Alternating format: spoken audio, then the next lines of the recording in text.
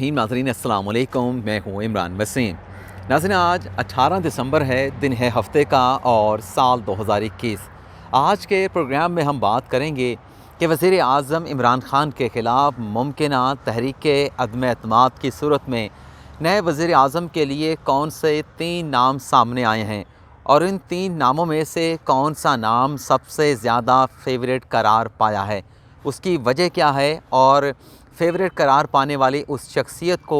किस बड़ी सियासी जमात की सपोर्ट हासिल है, आशीर्वाद हासिल है, ये तफसीलात आपके साथ शेयर करेंगे। फिर दूसरी ख़बर में हम बात करेंगे कि अख्तियारात के नाजायज़ इस्तेमाल के इल्ज़ाम पर किस जज के ख़िलाफ़ किस फोरम पर एक्शन लिया गया है और जज की जानिब से अख्तियारात के नाजायज़ इस्तेमाल का दरअसल ये सारा मामला क्या है, मुद्दा क्या है, इसकी तफसीलात भी आपकी खिदमत में पेश करेंगे। तीसरी आज की हमारी ख़बर ये है कि अंसार अब्बासी तौहीन अदालत केस में नई डेवलपमेंट ये हुई है कि एक नई मुतफ़र्रिक़ दरख्वास्त के ज़रिए अंसार अब्बासी ने इस्लामाबाद हाई कोर्ट से दरख्वास्त की है कि एयरवाइट न्यूज़ के ख़िलाफ़ तौहीन अदालत की कार्रवाई इनिशिएट की जाए। अंसार अब्बासी की मुतफ़र्रिक़ दरख्वास्त में एयरवाइट न्यूज़ पर क्या इल्ज़ामात लगाए गए हैं और इस्लामाबाद हाई कोर्ट में इस नई मुतफ़र्रिक़ दरख्वास्त की फ़ेट क्या होगी, मुस्तक़बिल क्या होगा, इस पर भी आप नाज़रीन के साथ गुफ्तगू करेंगे।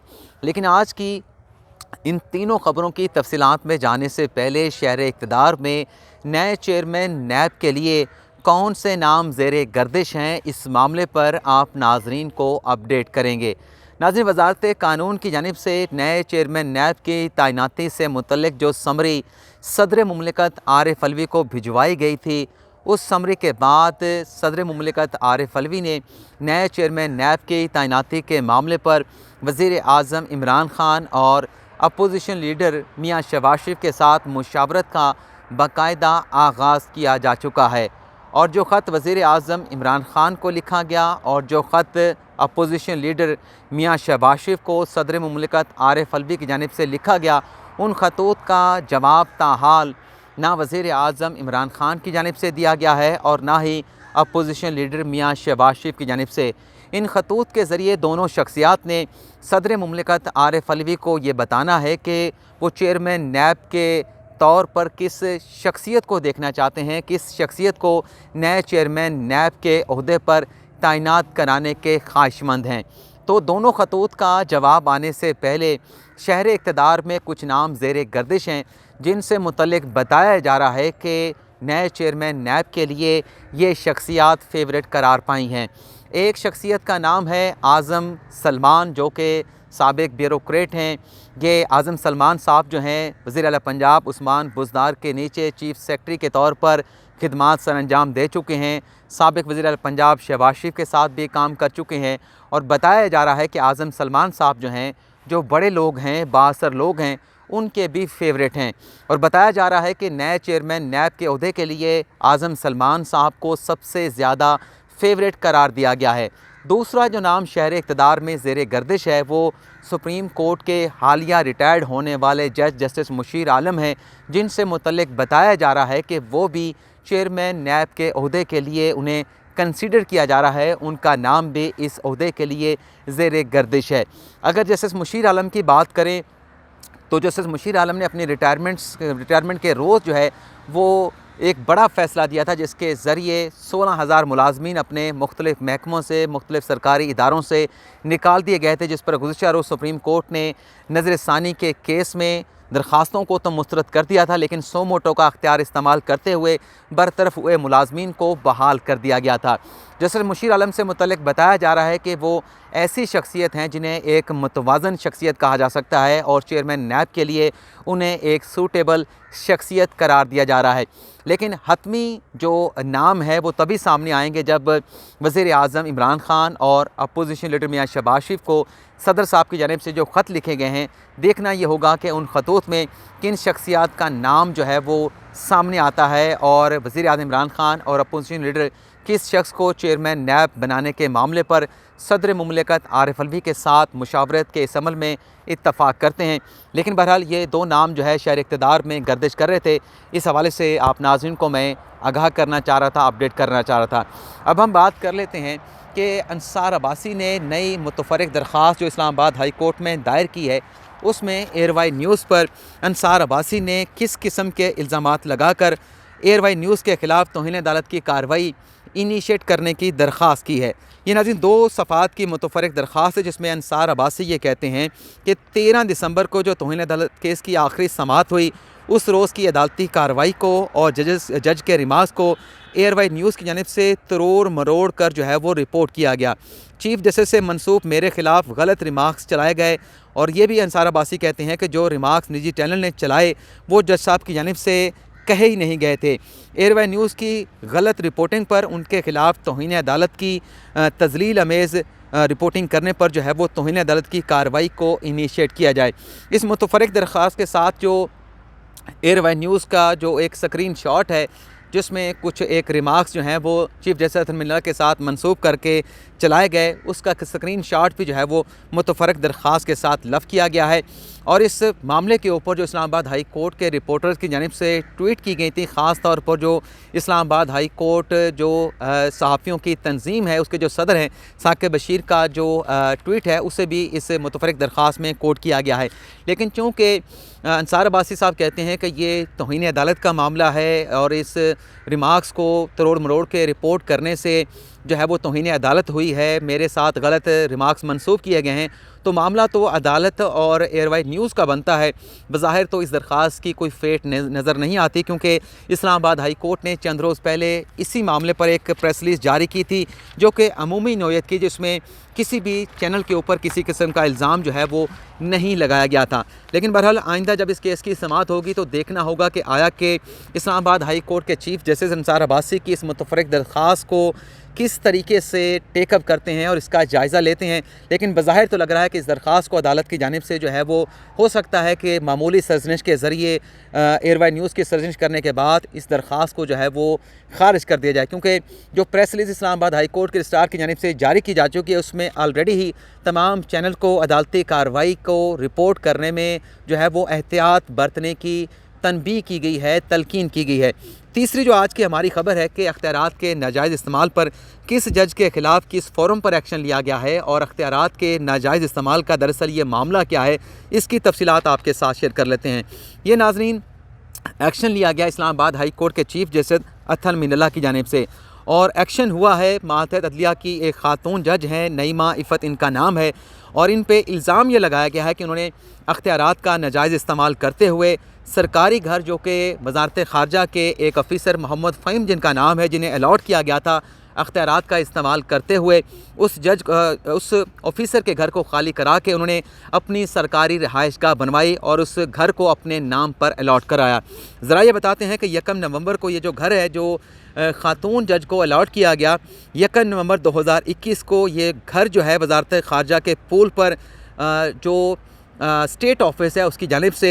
वज़ारत ख़ारजा के ऑफ़िसर मोहम्मद नईम को अलॉट किया गया, इसका बाकायदा कब्ज़ा दिया गया। लेकिन 6 दिसंबर 2021 को इस घर की अलॉटमेंट को मनसूख करके इस घर को ख़ातून जो जज हैं नईमा इफ़त उन्हें अलॉट करके इसका कब्ज़ा दे दिया गया। और ज़रा ये बताते हैं कि जब ये मामला chief justice Islamabad high court के इल्म में आया तो उन्होंने फ़ौरी तौर पर एक्शन लेते हुए इस घर को खाली करा के वज़ारत ख़ारजा के सपुर्द कर दिया है और इस मामले पर इंक्वायरी का आगाज़ कर दिया गया है कि वो घर जो इससे पहले वज़ारत ख़ारजा के ऑफ़िसर को अलॉट किया गया था, क्यों उनकी अलॉटमेंट को मनसूख करके इस घर को मातहत अदलिया की जो जज हैं नईमा इफ़त